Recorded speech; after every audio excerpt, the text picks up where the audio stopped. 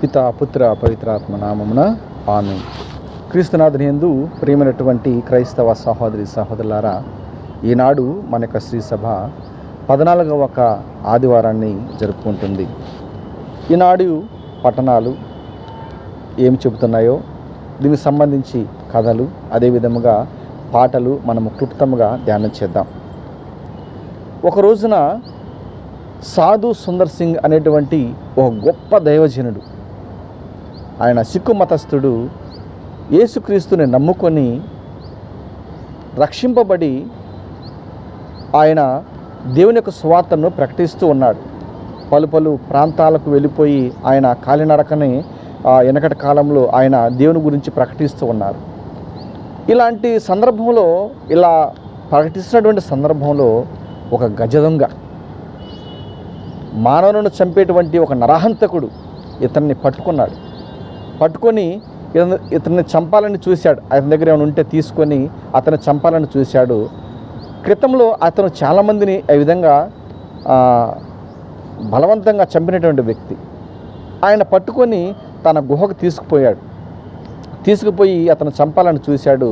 కానీ అతనిలో వినయము, విధేయత, తర్వాత అతని దగ్గర ఎలాంటి సొమ్ము కానీ ఆస్తి కానీ ఆయన పక్కన ఏమీ లేదు. ఏమి చేయాలో అర్థం కాక, సరే ఈయన ఏం చేస్తాడు, ఈయనలో చూస్తే ఏదో ఒక భక్తిలాగా ఉంది, మర్యాదస్తుడిలా కనపడుతున్నాడు. సరేనని చెప్పేసి ఆ సాయంత్రం సమయం అయింది. ఈ యొక్క గజదొంగ నిద్రపోతున్నట్టు నటిస్తున్నాడు. ఈయన ఏం చేస్తాడో చూద్దామని ఆయన అట్లా నటిస్తున్నటువంటి సందర్భంలో ఈ యొక్క సాధు సుందర్ సింగ్ అనేటువంటి దైవ సేవకుడు ఆయన మోకరించి దేవునికి ప్రార్థన చేస్తున్నాడు. దేవునికి చాలాసేపు ప్రార్థన చేశాడు. తర్వాత పడుకున్నాడు. ఈ గజదొంగ కూడా నిద్రపోయిన తర్వాత ఉదయాన్నే లేచి ఆ గజదొంగ సాధు సుందర్ సింగ్ గారితో అంటున్నారు, మీరు ఎవరితో మాట్లాడుతున్నారు రాత్రి అని చెప్పి ఆయన అడుగుతుంటే, నేను నా ప్రభువుతో మాట్లాడుతున్నాను, నన్ను రక్షించేటువంటి దేవుడితో మాట్లాడుతున్నాను అని అతను సెలవిచ్చాడు. ప్రభువా, నిన్ను రక్షించిందా, ఎవరైనా అని చెప్పి అడిగినప్పుడు ఆయన యేసుక్రీస్తు గురించి మొత్తం పోసగుచ్చినట్లు ఆయన అతనికి దేవుని యొక్క వాక్యాన్ని అందించాడు. లోతుగా దేవుని యొక్క మర్మాలు అతనికి గ్రహించే విధంగా చెప్పేసరికి అతని యొక్క కళ్ళమిటి నీళ్లు కారిపోయి అతను కూడా మారు మనసు పొంది, నేను కూడా దేవుణ్ణి విశ్వసించాలి, నేను కూడా రక్షింపబడాలి అని ఆయన తన యొక్క ఆయన ఆ క్షణంలో నిర్ణయించుకొని సాధు సుందర్ సింగ్ గారిని గుహ లోపలికి తీసుకువెళ్ళాడు. లోపలికి తీసుకెళ్ళి, అయ్యా ఇదిగో నేను ఒక నరహంతకుణ్ణి, ఇదిగో ఇంతమందిని చంపాను నేను, వీళ్ళ అస్థిపంజరాలు కనపడుతున్నాయి అక్కడ, వీళ్ళందరినీ కూడా చంపింది నేనే, దేవుడు నన్ను కూడా క్షమిస్తాడా, నాకు కూడా మంచి జీవితాన్ని ప్రసాదిస్తాడా అని వేడుకుంటే, దేవుడు తప్పకుండా నీకు మంచి జీవితాన్ని ఇస్తాడు, దేవుడు నీ పాపాలు క్షమిస్తాడు, నువ్వు భగవంతుని నమ్ముకో, ప్రార్థన చేసుకో అని చెప్పినప్పుడు ఆయన పూర్తిగా దేవునికి తన జీవితాన్ని సమర్పించుకున్న తర్వాత ఒకరోజు మామూలు వస్త్రాలు వేసుకొని మంచి బట్టలు వేసుకొని అట్లా సమాజంలోనికి ఆయన వచ్చాడట. ఆయన సమాజంలోకి రాగానే అనేక మంది అతన్ని దూషిస్తున్నారు, తిడుతున్నారు. కొంతమంది అయితే గుంపుగా చేరి ఆయన చుట్టూ రాళ్ళు విసురుతున్నారు. ఇదిగో ఇతనే మా కుమారుణ్ణి చంపింది, ఇతనే నా తండ్రిని కొట్టింది, ఇతడే నా కుమార్తెను పాడు చేసిందని చాలామంది చాలా రకాలుగా అతన్ని దూషిస్తూ తిడుతూ ఉన్నారు, రాళ్ళేస్తూ కొడుతూ ఉన్నారు. ఆ సందర్భంలో సాధు సుందర్ సింగ్ గారు అతన్ని ఆ సమయంలో ఆ వేదనను, ఆ ఉద్రిక్తత నుంచి అతన్ని రక్షించాడు, కాపాడి పక్క తీసుకుపోయి మాట్లాడుతున్నాడు. అయ్యా, వాళ్ళు ఆ రకంగా నిన్ను తిడుతున్నారు, వాళ్ళు ఆ రకంగా నీ పైన రాళ్ళు వేస్తున్నారు, నీకేమి కోపం అనిపించలేదా, నీకేమి రోషం రాలేదా అంటే ఆయన అన్నాడు, ఏమునయ్యా, నాలో అలాంటిది ఏమీ లేదు, నాకు ఏదో ఒక శక్తి నాలో ఆవరించినట్లుంది, నేను ఏమి కూడా మాట్లాడలేకపోయాను, ఇదివరకులాగా ఉన్నట్లయితే వీళ్ళందరినీ ఒక అంతు చూసేవాడిని, కానీ నాకు ఏందో అయిపోయింది, నాకు అసలు ఏమీ కూడా అర్థం కావట్లేదు, ఏమిటి అని చెప్పేశానని ఆయన వినయంగా, విధేయతగా ఆయనకు చెప్పాడట.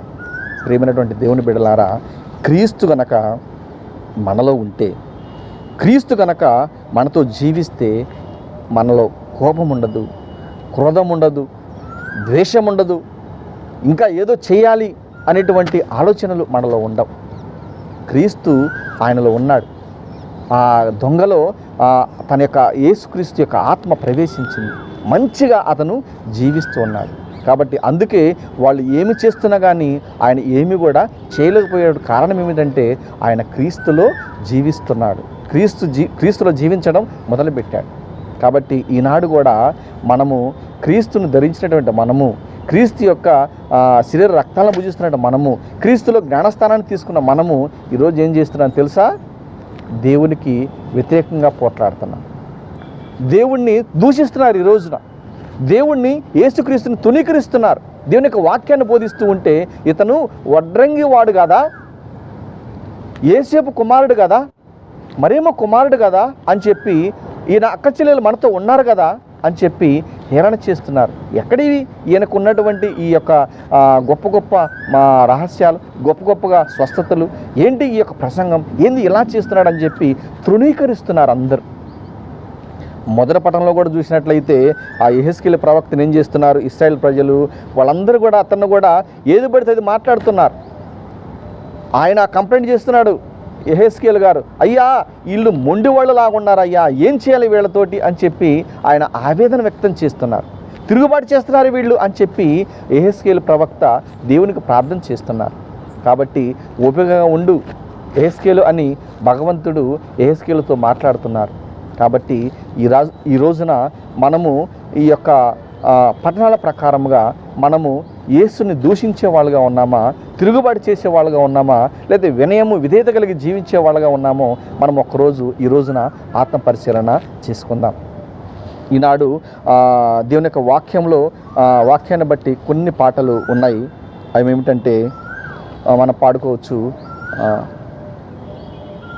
ఆకాశమా వినుడి, భూమి ఆలకించుడి, కనిపించిన బిడ్డలు నా మీద తిరగబడిరి. ఆ పాట ఒకటి పాడుకోవచ్చు.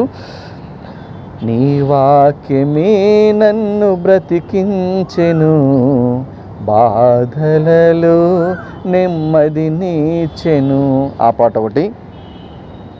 నీ కృప నాకు చాలును దేవా, నేను జీవింప చాలునయ్యా. ఇది రెండో పట్టణానికి సరిపోతుంది పాట, రెండో రీడింగ్కి. తర్వాత ఇంకో పాట కూడా ఉంది రెండో రీడింగ్కి సంబంధించి. నీ కృప ఆకాశము కంటే ఎత్తైనది, నీ ప్రేమ సాగరము కంటే లోతైనది. ఆయన కృపను గురించి పాడుకోవచ్చు. ఇంకా చాలా పాటలు మనకు తెలిసి ఉండవచ్చు. నేను క్లుప్తంగా మీకు తెలియపరిచాను. కాబట్టి ఈ యొక్క ప్రసంగాన్ని, చిన్న కథను, అదేవిధంగా పాటలను మనక దీవెబలి పూజలో ఉపదేశాలు కానీ లేకపోతే పాటల పాడేలు కానీ ఉపయోగించుకోవాలని మనం చేస్తూ, ఒక చిన్న రిక్వెస్ట్ ఏమిటంటే, ఇంకా ఈ యొక్క ఛానల్ని సబ్స్క్రైబ్ చేసుకోకపోతే సబ్స్క్రైబ్ చేసుకొని ఇతరులు కూడా షేర్ చేసి నన్ను ప్రోత్సహించాలని హృదయపూర్వకంగా మనం చేస్తున్నాను. పిత, పుత్ర, పవిత్ర ఆత్మ నామమున ఆమేన్.